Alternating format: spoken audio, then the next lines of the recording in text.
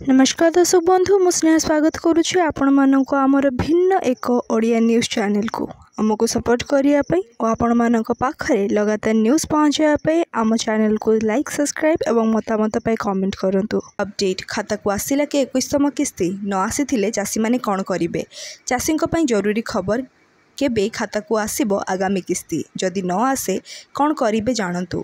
केंद्र सरकार किछि राज्यर चाषी मानकु प्रधानमंत्री किसान योजनार 21तम किस्ती प्रदान कर सारी।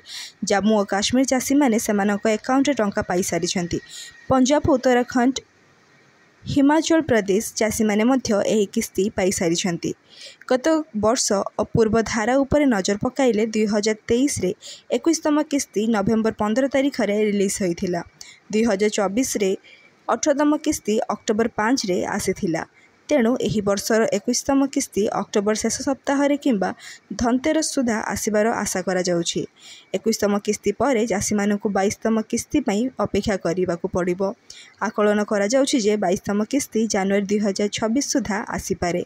एही धारा पूर्व किस्ती व्यवधान प्राय 4 मास एवं वर्तमान तारीख उपरे आधारित। सरकारी सूचना प्रकाशित हेले यह परिवर्तन होई पारे एवं सठिक तारीख जना पड़िबो।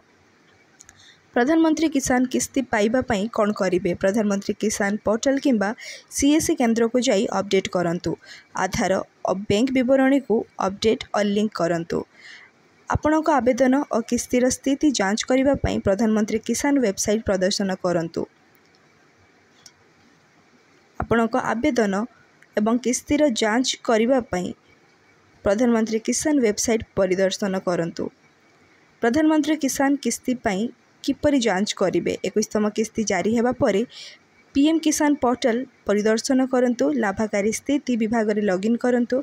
आपणक आधार नंबर मोबाइल नंबर किंबा बैंक अकाउंट नंबर प्रवेश करंतु। स्थिति जांच करंतु। आपण देखिबे जे आपणक 21तम किस्ती पठा जाइछि कि नाही।